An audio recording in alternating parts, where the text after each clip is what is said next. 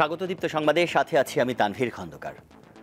2025 সালের শেষ অথবা 2026 সালের প্রথম দিকে হতে পারে ত্রয়োদশ জাতীয় সংসদ নির্বাচন। বিজয় দিবস উপলক্ষে দেয়া জাতির উদ্দেশ্যে ভাষণে এমন ঘোষণা দেন প্রধান উপদেষ্টা ডক্টর মোহাম্মদ ইউনূস। এছাড়াও জুলাই গণঅভ্যুত্থানে নতুন বাংলাদেশ গড়ার জন্য যে ঐক্য গড়ে ওঠে তা এখনও মজবুত রয়েছে বলেও জানান তিনি। সংবিধানের রক্ষণ সমর্থন ছাত্র জনতার গণঅভ্যুত্থানে শেখ হাসিনা সরকারের পতনের পর গত ৮ আগস্ট শপথ নেন ডক্টর ইউনূসের নেতৃত্বাধীন অন্তর্বর্তী সরকার। এরপর থেকে আলোচনায় আগামী জাতীয় সংসদ নির্বাচন প্রসঙ্গ। অবশেষে অন্তর্বর্তী সরকারের দায়িত্ব গ্রহণের মাত্র ৪ মাসের মাথায় জানা গেল সেই উত্তর। মহান বিজয় দিবসের সকালে দেয়া জাতির উদ্দেশ্যে ভাষণে প্রধান উপদেষ্টা নির্বাচনের সম্ভাব্য সময়ের বিষয়ে ঘোষণা দেন। আমি সকল প্রধান সংস্কারগুলো সম্পন্ন করে নির্বাচন আয়োজন করার ব্যাপারে বরাবর আপনাদের কাছে আবেদন জানিয়ে এসেছি। তবে রাজনৈতিক ঐকমত্যের কারণে আমাদেরকে যদি অল্প কিছু সংস্কার করে ভোটার তালিকা নির্ভুলভাবে তৈরি করার ভিত্তিতে নির্বাচন সম্পন্ন করতে হয়, তাহলে 2025 সালের শেষের দিকে নির্বাচন অনুষ্ঠান হয়তো সম্ভব হবে। আর যদি এর সঙ্গে নির্বাচন প্রক্রিয়া এবং নির্বাচন সংস্কার কমিশনের সুপারিশের পরিপ্রেক্ষিতে এবং জাতীয় ঐকমত্যের ভিত্তিতে প্রত্যাশিত মাত্রার সংস্কার যোগ করি, তাহলে অন্তত আরও 6 মাস অতিরিক্ত সময় লাগতে পারে।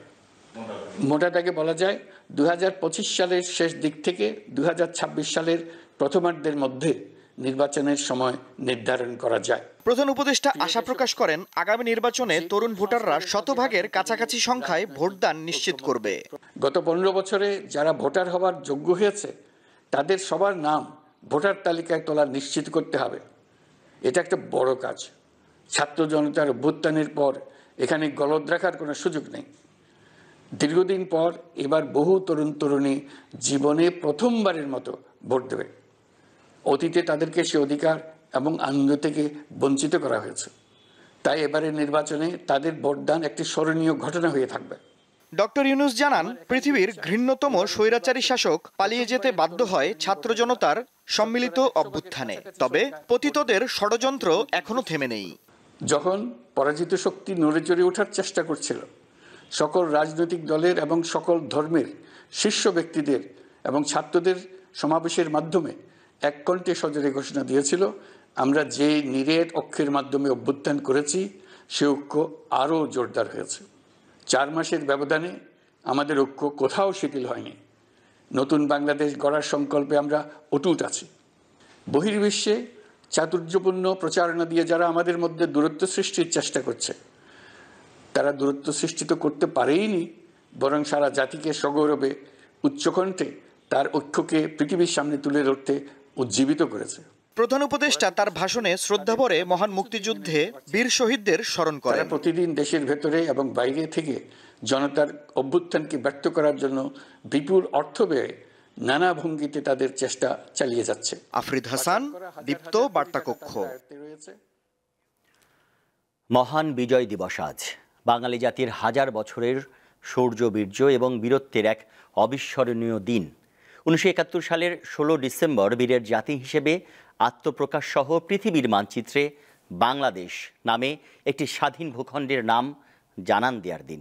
এ উপলক্ষে সকালে সাভারে জাতীয় স্মৃতিসৌধে জাতির শ্রেষ্ঠ সন্তানদের প্রতি ফুল দিয়ে শ্রদ্ধা জানান রাষ্ট্রপতি ও প্রধান উপদেষ্টা। 53 বছর আগের এমনই এক কুয়াশাচ্ছন্ন ভোর পাকিস্তানি হানাদার বাহিনীর বিরুদ্ধে দীর্ঘ 9 মাসের সশস্ত্র যুদ্ধ সমাপ্তির বারতা দিয়েছিল। সূচিত হয় স্বাধীন সার্বভৌম বাংলাদেশের গৌরবময় অধ্যায় মহান বিজয় দিবসের। যে বীর শহীদদের প্রাণের বিনিময়ে অর্জিত স্বাধীনতা, জাতীয় স্মৃতিসৌধে তাঁদের প্রতি জানানো হয় বিনম্র শ্রদ্ধা। প্রথমেই শ্রদ্ধা জানান রাষ্ট্রপতি মোহাম্মদ শাহাবুদ্দিন। সকাল 7টার পর অন্তর্বর্তী সরকারের প্রধান উপদেষ্টা ডক্টর মোহাম্মদ ইউনূসের ফুলেল শ্রদ্ধা 30 লাখ শহীদদের প্রতি। এ সময় তাঁর সঙ্গে শহীদ বেদিতে পুষ্পমাল্য অর্পণ করেন পূর্ব তিমুরের রাষ্ট্রপ্রধান জোসে রামোস হোর্তা। শ্রদ্ধাবনত জাতি সশস্ত্র সালামে স্মরণ শহীদদের। এ সময় অন্তর্বর্তী সরকারের উপদেষ্টারা জানান, 71-এ বিজয় আসলেও 2024-এর গণ অভ্যুত্থানে স্বাধীনতা পূর্ণতা পেয়েছে। 1971 সালে আমাদের বিজয় আসলেও, আমাদের স্বাধীনতা আসলেও সেই স্বাধীনতা ছিল অরক্ষিত। আমাদের 2024-এর বিজয়ের মধ্য দিয়ে আমাদের স্বাধীনতা পূর্ণতা পেয়েছে এবং 2024-এর এই বিজয়ের মধ্য দিয়ে আওয়ামী ফ্যাসিস্ট মুক্ত দেশে জনগণ প্রকৃত বিজয়ের স্বাদ অনুভব করছে। 71 থেকে 24 এবং আমাদের এই স্বাধীনতা এবং মুক্তির যে সংগ্রাম, এই চলমান সংগ্রামে আমরা দেশবাসীকে সাথে নিয়ে একটা সুন্দর বাংলাদেশ গড়ার যেই প্রত্যয় তা সফল করতে চাই। আমরা চাচ্ছি যে বাংলাদেশ এই স্বাধীনতা ধরে রাখুক এবং জনগণ আমাদের সাথে এবং সব দায়িত্বশীল মানুষের সাথে জনগণ একসাথে চলুক এবং বাংলাদেশ ঐক্যবদ্ধ হোক। যুদ্ধাহত মুক্তিযোদ্ধা সহ সামরিক বেসামরিক ঊর্ধ্বতনদের শ্রদ্ধা নিবেদনের পর সাভার জাতীয় স্মৃতিসৌধের প্রধান ফটক উন্মুক্ত হয় সর্বসাধারণের জন্য। উচ্ছ্বসিত সাধারণ মানুষের ঢল নামে বিজয় উৎসবে। লাখো শহীদের রক্তস্নাত হাজার বছরের আরাধ্য স্বপ্ন স্বাধীনতা, তাও এসেছে ঠিক 53 বছর আগে 1971-এ। এই ভূখণ্ডের মানুষের ঐক্যের কারণে পরাজিত হয়েছে পাকিস্তানি হানাদার বাহিনী, জন্ম নিয়েছে লাল সবুজের সার্বভৌম বাংলাদেশ। শত শত মায়ের সন্তানদের আত্মত্যাগ এবং হাজার হাজার মা বোনের সম্ভ্রমের বিনিময়ে অর্জিত বিজয় নিশান আজও বাংলার বুকে উঠছে নির্ভয়ে স্বমহিমায়।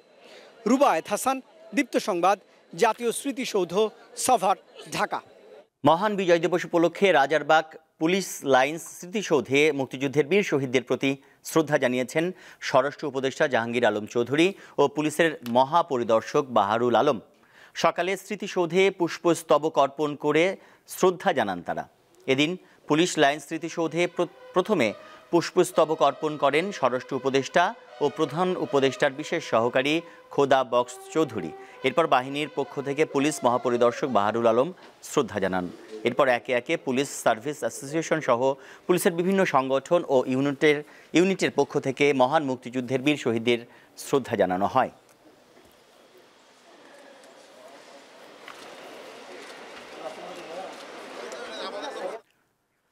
কিশোরগঞ্জের ভৈরবে পিকআপ ভ্যান ও সিএনজি চালিত অটোরিকশার সংঘর্ষে নারীসহ 5 জন নিহত হয়েছেন। সকালে ঢাকা সিলেট মহাসড়কের ভৈরবের জগন্নাথপুরে ব্রহ্মপুত্র সেতুর ওপর এই দুর্ঘটনা ঘটে। পুলিশ জানায়, ঢাকা থেকে 2টি কাভার্ড ভ্যান ভৈরবে যাবার সময় ব্রহ্মপুত্র সেতুর ওপর দাঁড়িয়ে থাকা একটি অটোরিকশাকে ধাক্কা দেয়।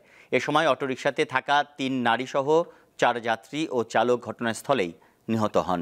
পুলিশ 2টি কাভার্ড ভ্যানই জব্দ করলেও চালক পালিয়ে যেতে সক্ষম হয়।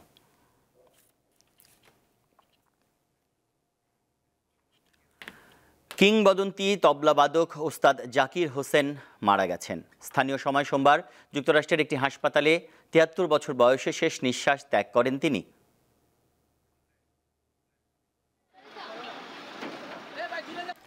ভারতের বিভিন্ন সংবাদ মাধ্যম মৃত্যুর বিষয়টি নিশ্চিত করে। জাকির হোসেন দীর্ঘদিন রক্তচাপের সমস্যায় ভুগছিলেন। 2 সপ্তাহ আগে ফুসফুসজনিত অসুস্থতার জন্য তাকে সান ফ্রান্সিসকোর একটি হাসপাতালে ভর্তি করা হয়।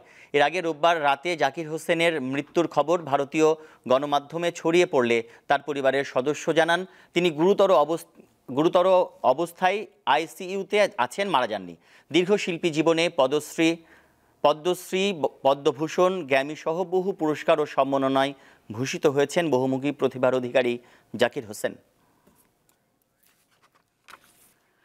এই ছিল এখনকার মতো। আমাদের পরের সংবাদ দুপুর 3টায় দেখার আমন্ত্রণ। এছাড়াও আরও তথ্য ও বিনোদনের খবর পেতে যুক্ত থাকুন দীপ্ত টিভির ডিজিটাল প্ল্যাটফর্মগুলোতে। ধন্যবাদ সবাইকে।